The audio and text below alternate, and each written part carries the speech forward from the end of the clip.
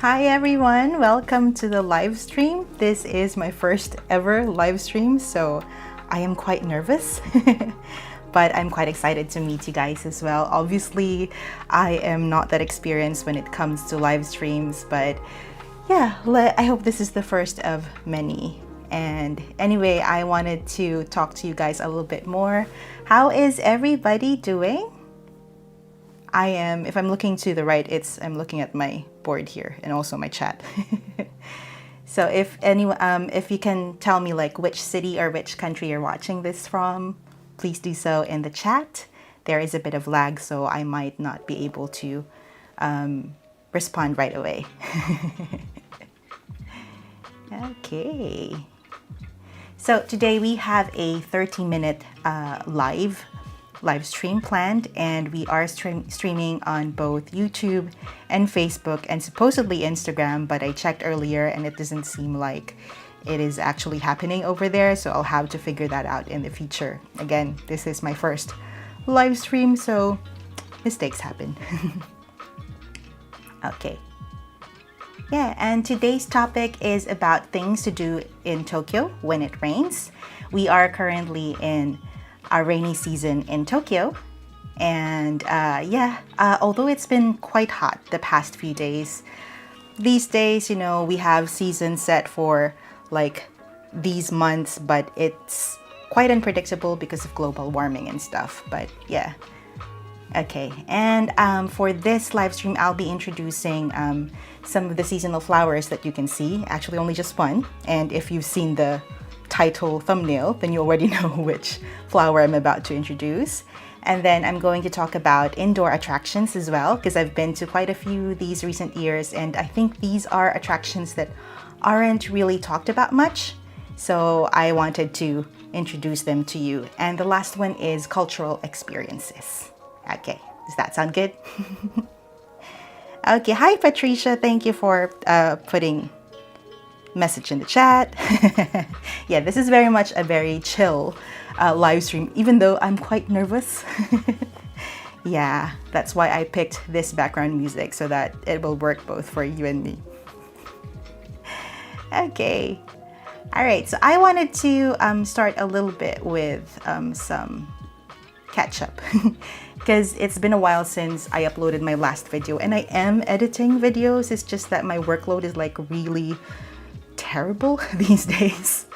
And yeah, but there are videos that are coming up. I'm just editing them. And if you could describe your week in one word, what would that be? Please put it in the chat if you're so inclined. Yeah, for me, that would actually be breathless. Not in I'm in awe of something kind of way, but more so like it's kind of very hectic right now, lots of different schedules and stuff. So I feel like, yeah, it leaves me a little bit breathless. And one other thing that's kind of like noticing these days is that actually I've been having panic attacks when it comes to presentations. This one is just, I don't know, I'm used to the camera, so I'm quite chill. But actually for work, it's been a little bit difficult for me to start presentations. If you've ever had a panic attack, you would know that it kind of leaves you out of breath, like you're gasping for air. And this didn't really happen until like a few years ago, I guess. I'm usually like in my 20s, I was in my teens and 20s, I was a stage person. I would always like join competitions, join speech contests, sometimes sing, sometimes dance. And I would be nervous, but I'd never been this, what do you call it, out of control with that nervousness. And I don't know why like it's been happening with presentations as of late. If you have any tips of like, yeah, how to control this or how to get this under control, then please leave me a tip. Okay. Yeah. And some of the things that I've been into recently, if you've actually seen my Instagram stories, one of that is the Empyrean series by Rebecca Yarros. So if you're not familiar, this is a series of 5 novels. Only 2 have been out. Fourth Wing, and Iron Flame. So these names are a bit more talked about online, so you may be familiar. If you like fantasy and a female lead and dragons, that is a book that I would recommend, but it is a bit spicy. It gets really spicy every now and then. It is quite popular for smut, but the plot itself, even though there are holes in the plot, it is quite enjoyable to read. One other thing that I've recently watched or rewatched is Kisaragi Eki, and it's a Japanese horror movie that you can find on Netflix. And the first time I watched it, I only got into like 20 minutes of the film because I thought it was like very BQ, very low budget movie that I wasn't so interested in. But like one of my friends says that it's his favorite film of all time. So what we did, you might have seen the story on Instagram, but what we did was like we rented a room with my friends and we watched the movie. And it was a more fun experience because we were all trying to guess what was going to happen next, what's the twist, etc., etc. So yeah, you might enjoy the film, but maybe with friends, not alone. All right. Okay, how is everybody? Okay, good. We have people viewing. Let's go to the main meat of our live stream for today. Let me just check if I can get the one. I'm not used to the software. Like I just installed the software this week and bought a lot of equipment this week as well. Like I bought a monitor arm for the monitor, of course, and an arm for the camera as well, just to set everything up. But I kind of like the setup, so I think I might do this for future videos, not just live streams. Yeah. Okay, let's talk about the rainy season in Japan. And I wanted to give you an idea of what it's like. And in Japanese, we call it tsuyu. I know some of you already live in Japan, so you already know that. So that's the kanji for it. And this is not to be confused with Twice's chui, whose spelling is a little bit similar. But yes, that's it. And then what you can observe usually during rainy season is that it happens from early June to mid-July, and it varies from a drizzle to a heavy downpour. It is usually humid and warm, and the skies are overcast. Yeah, so it's kind of hard to take pictures during this time. And yeah, we haven't, I think Patricia would know, but like I think maybe like a few weeks before June started, we were already having like heavy downpour. But last week, it's not really that much. We've had pleasant weather weekends in terms of like, well, it was overcast, but it's not really rainy. And then for this weekend, I believe we also will have overcast skies. So yeah, it's unpredictable, but you have to be prepared. Okay, I'm just reading some of the messages in the chat. Yeah. So, oh yeah, really, you're my tribe, Patricia, because yeah, this is an urban legend that was in Nichaneru. So he's talking about Kisaragi Station. And yeah, there is a movie about it on Netflix. I'm not sure if you're gonna like it. Again, it's fun to watch with friends, but not really so much on your own because it's very low budget.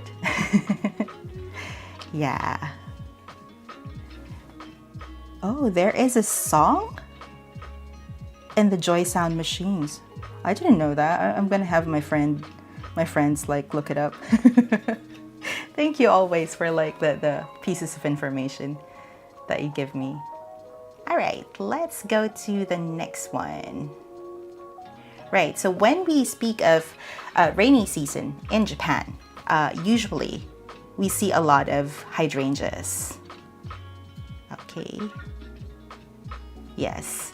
And these are the flowers that you see on the screen right now. I kind of love the colors. I especially picked those ones.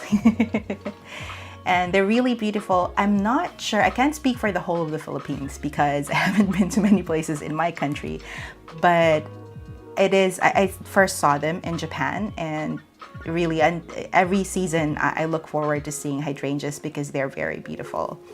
But here's a quiz that you may already know the answer to. So what is the Japanese word for hydrangeas?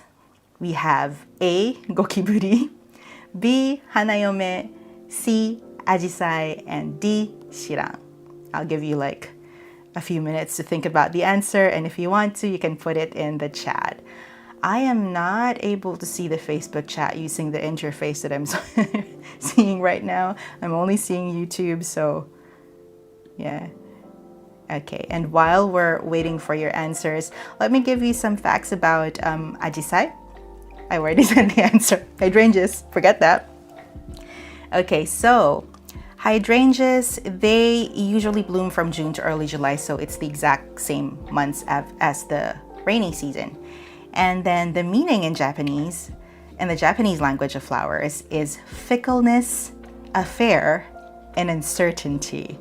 So this is actually new to me because I didn't really research about it before this live stream.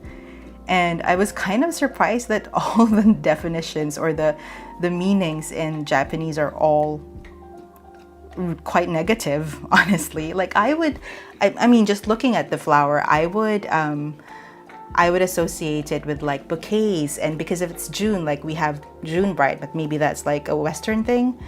Yeah, I would associate the flower more with like weddings and stuff, but apparently, yeah, it's fickleness. So you can't really give it to someone, I guess. It's like you are saying you're uncertain, or that you're wishing them uncertainty or something like that. Okay, and all right, so going back to our quiz, which I already said the answer to, slip of the tongue earlier, the correct answer is C, ajisai. Yeah, these are very beautiful flowers. And if you want to know the meanings of the other words on this presentation, we have A, gokiburi is the word for cockroach. I don't know why I picked that out, but it's just the first thing that came to mind. And B is hanayome, it means bride. C, ajisai is hydrangeas. And D, shiran is the colloquial term or slang for shiranai, meaning I don't know. And if you want to like dismiss a conversation, you usually say just shiran, something like that. But I wouldn't recommend it to people, or saying it to people that you're barely acquainted with, because it's kind of impolite, right? So where do you see hydrangeas in Japan? In Tokyo, because there's a lot of places in Japan where you can see them, but I can only recommend the Tokyo ones because these are the places that I've been to. And one of that is Tamagawa Dai Park, and the first picture that comes is actually my picture. But yeah, so these are some of the photos that I took a few years ago. And Tamagawa Dai Park is in Denen-chofu. And the neighborhood itself is quite interesting because, yeah, it's kind of what I feel like is old money. The houses there are really huge. Like normal Tokyo is like, you know, you have really packed, crammed apartments, but then you go to Denen-chofu and the whole place looks like it's in a different country somewhat because of the way it's structured. The station itself is quite cute. And then you have Tamagawa Dai Park, which is quite pretty. This is a sizable park, so you can probably spend like an hour in this park just exploring, taking pictures. And even if it's not ajisai season, it's very beautiful, so I'd recommend going there. This is my friend Yui. She doesn't know that I'm using her photos here, but yeah, if she finds out, she's not gonna get angry. Okay, I'm gonna give you another location for ajisai, which is Ajisai Park, which I just went to, I think maybe 2 weeks ago. I came here and like took a little bit of photos. Like 2 weeks ago, it wasn't blooming. It was just starting to bloom, like, so I only took a photo of the flowers. So this is a small park, and it's, when you see it from the road, there's actually a slope. So you kind of look down, and I imagine when it's full bloom, it's like really beautiful. I do intend to go there again one of these days. I think it should be around full bloom right now, or maybe most of the flowers are already blooming. It's quite beautiful. and I really recommend going to this place. Right. Okay, so if you are keen on going to a different location, like a day trip, Kamakura is also popular for Ajisai, and one of the most popular places is Meigetsuin. I forgot the name. And you can kind of see like stairs and then Ajisai on both sides, kind of like the photos in Tamagawa Dai Park. And it's also really beautiful. I've never really been there during Ajisai season, so maybe if I have time, work is like really hectic right now. If I have time, I'd go there in the following months. Okay. Do you have, by the way, like, do you have Ajisai in your country?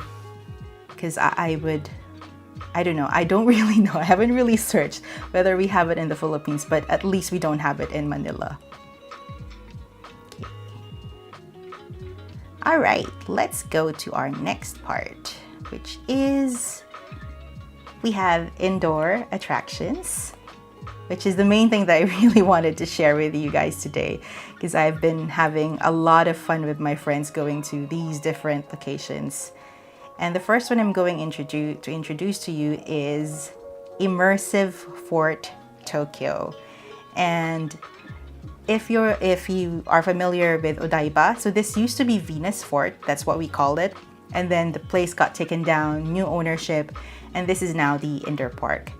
And the whole concept of this place is that it's immersive or interactive. And if you don't know how to play, it can seem like, what's going on? I don't know. But the thing is, there is a main story that unfolds at different locations of the park. And you have the schedule, you can look it up on the website. And then you can be part of the story in a non-intrusive way.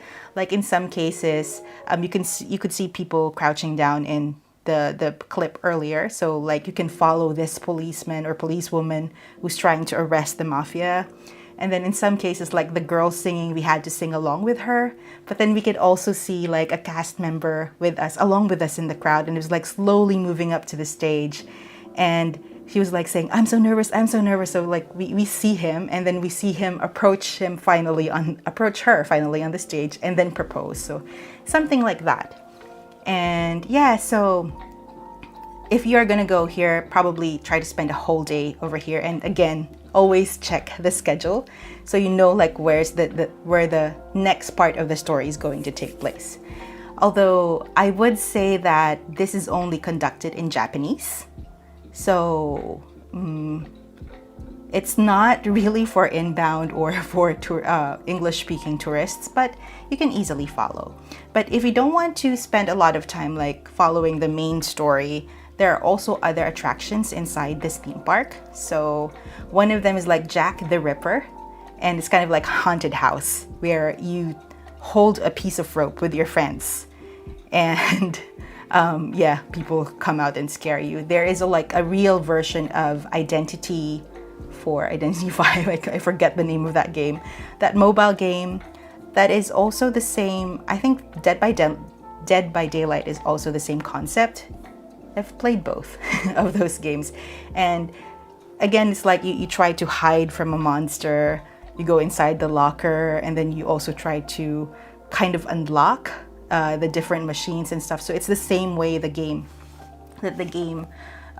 plays out, but it does happen very fast, and it is quite confusing, I think, that part. But again, there are many attractions here, so some of them are free, some of them are paid.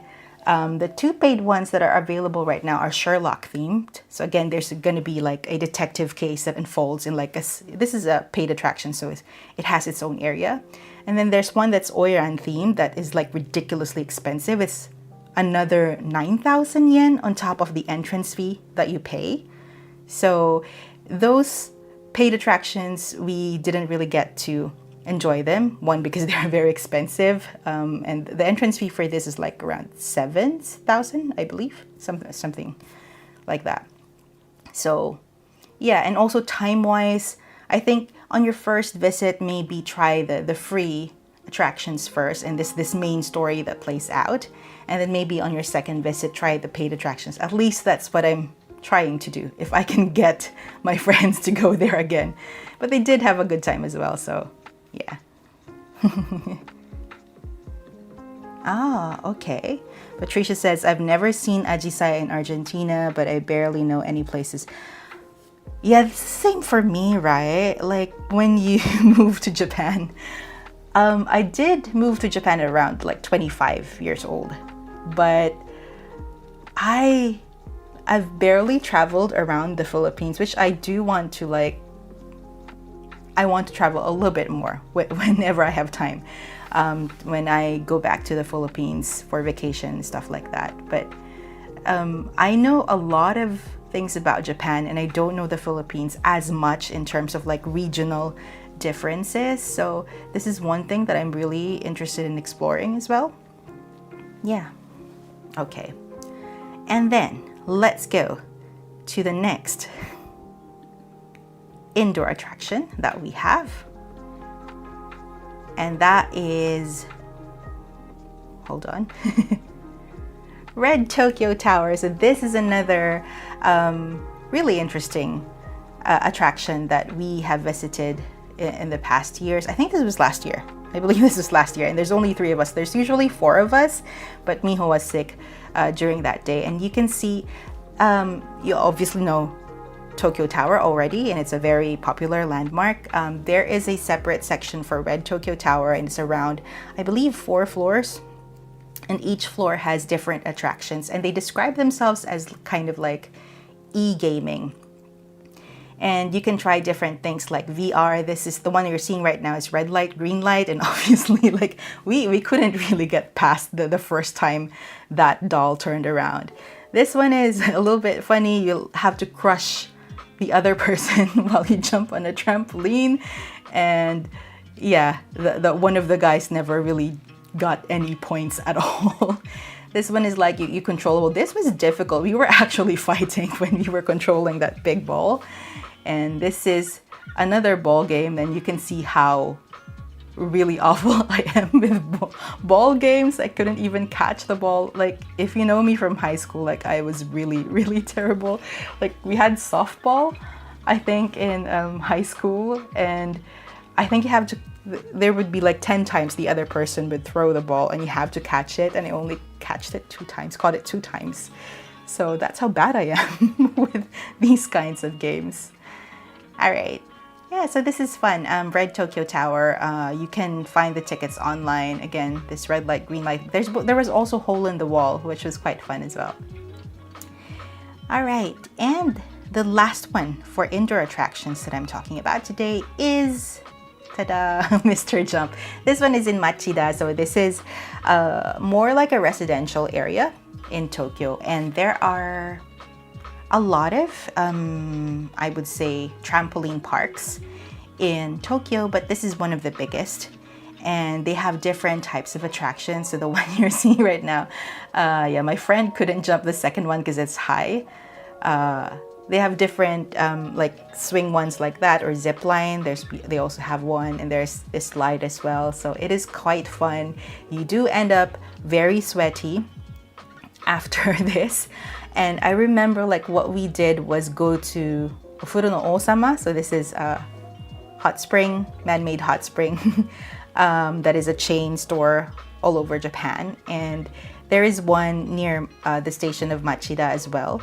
So we got really sweaty after this because we kept jumping, of course. And then we went to Ofuro no Osama. So that's one day that you can also plan out doing all these activities. These are really fun. Okay. So out of all the 3 indoor attractions that I mentioned, which one are you excited to go to, or which one have you been to if you've already been there? I'd love to know. I'm gonna take a sip of my water over here. Time is really fast. We are already 24 minutes in. In any case, I have one more activity. I know. Not really indoor attraction. Our next part is cultural experiences. And for this one, I am going to share my screen because I don't have the photos that I took of it It was a long time ago. So this is kintsugi. And I'm not sure if you are familiar with this, but this is the art of repairing broken pottery or broken ceramics with gold. And you can see some of the pictures here. Let me just check. Okay. So I'm opening the Veltra website right now. You can book a lot of kintsugi activities through different OTAs, but I'm showing you the one that I joined and that I really, really loved. The whole concept of kintsugi is very dear to me. This is actually my photo. This is my hand from the time that I had this experience. Is that you are not just like trying to hide your flaws, but you're trying to make a different piece or a better piece than it was before by highlighting its flaws. And I really love the philosophy. So anyone who's had, let's say, a rough experience, I would say that this is a very soulful. It makes you reflect on a lot of things, especially if you're not feeling pretty, things like that. This just reminds you that there is beauty in broken things, and sometimes it's your scars, your wounds that actually make you beautiful. So this is, I want to make a video about this one day because I'm actually friends with the owner. So one of the reasons why I'm showing you the Veltra activity is because the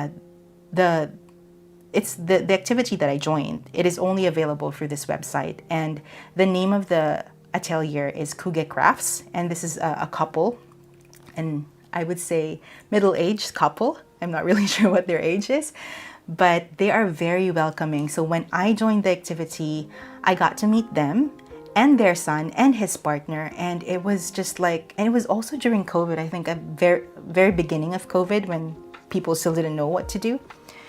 And we were there, and at the time, like, I couldn't really travel back home, right? And everything was just like very confusing and very depressing at that time.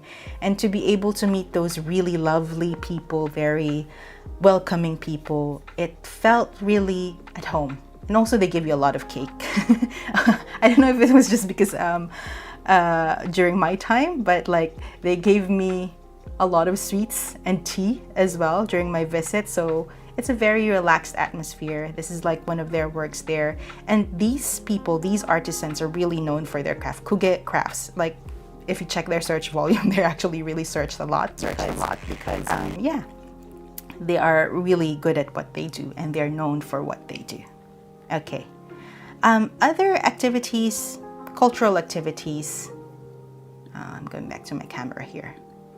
Okay, other cultural activities that I would recommend, there's also one called Edo Kiriko, and that's like crafting, like glass etching, something like that. And one thing that I would like to do in the future is taiko. So these are the big drums, the festival drums that you see.